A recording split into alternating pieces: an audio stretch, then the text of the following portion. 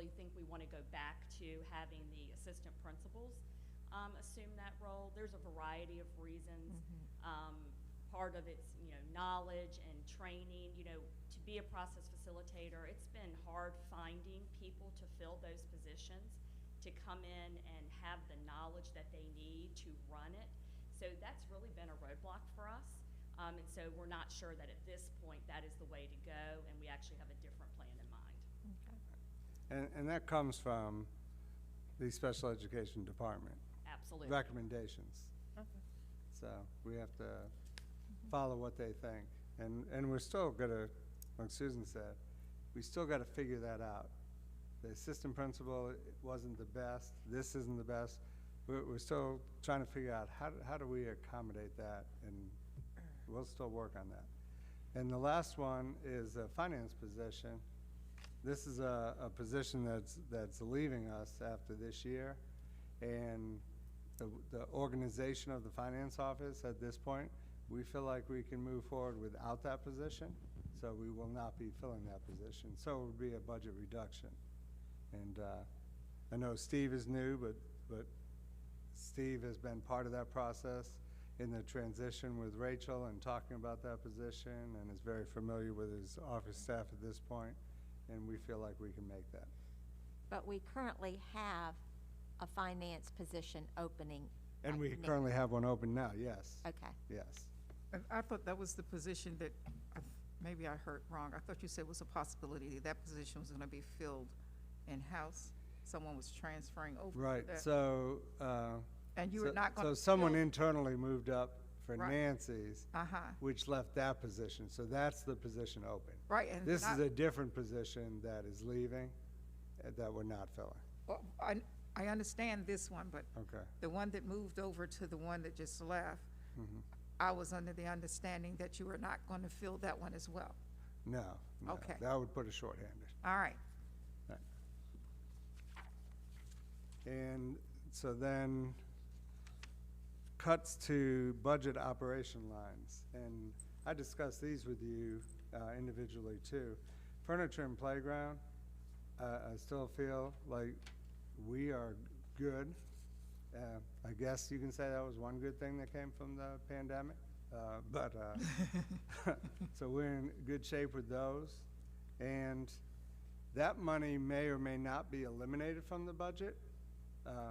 We're still working on that. With that last 500,000, we have to make decisions.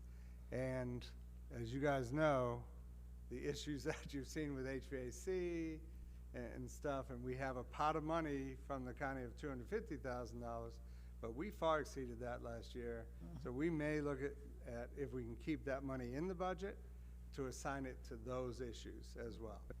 And then instructional travel and admin travel, again with the pandemic, we feel like we can cut those areas. They're not cut completely, but cut down.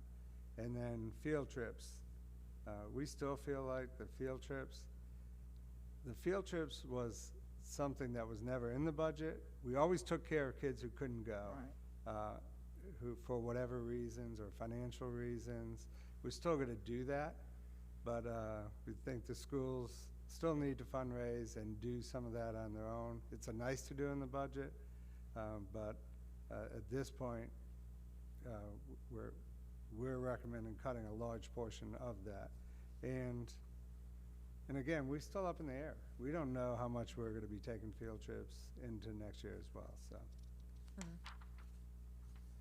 But you're not eliminating the money in the field trips, just severely reducing. Severely reducing, yes. And encouraging, go back to the way it used to be, and we'll still, the money in there will take care of financial concerns. Socioeconomically disadvantaged students? Yes, yes. So the next is kind of summarizing, given the increase this year versus next year. And we have had some experience doing this with our mid-year fixes because we've had to hold money in the past. This is a bigger increase because I'm asking for a COLA and these other increases.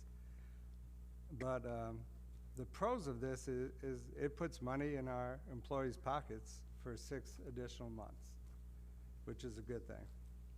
It prioritizes the individuals employed who have all contributed to our student success. And what I mean by that is that part of the priority, retain the people we have. Yeah, we still want to attract people, but the people we have, our school system has opened up, has worked hard. Our virtual teachers have come in and worked hard and figured out how to do that. I think that we've been a major success through the pandemic. Through our teachers, our staff. Some of you have heard, we answer phone calls and the administration and principals and et cetera, and Eric's team and some of the reading coaches, Haley, and you've heard. We're 24/7 through the pandemic, and I want to reward those people who have been with us. It also follows the 5-year plan, which we put in motion, and we've adjusted the salaries. There's still 2 adjustments that I've recommended now, and then moves us on with that cost of living adjustment. The wonderful factor of hold harmless from the budget, and the additional CARES funding, and at this point of the budget that I'm talking to you about is we can pay for this without asking for additional money from the locality at this point. Now, Vicki is correct, as some things shift a little bit. I don't see anything shifting substantially from the state level, but that's a strong position to be in. Our local governments and our county governments have been hit hard too. If we can bring in a budget where we don't have to knock on the door and say, hey, we need some more money, that would be a blessing. And I'll tell you, very few school divisions, school boards, and/or superintendents bring budgets to localities asking for nothing. Now, many get nothing, Yeah. and this would be, if we're able to do this, and I'm not guaranteeing it, we're still in the preliminary stages, but I feel pretty good that we can do this. This would be the second time in 5 years to do this. That's good cooperation between our school board and the Board of Supervisors, especially at a time of building possibly 2 new schools. So that's kind of what I prioritized in my budget, recommended to you and will be in February, is let's take care of our people. Let's be fiscally responsible, work with local government. Let's get our 2 new schools built if we can.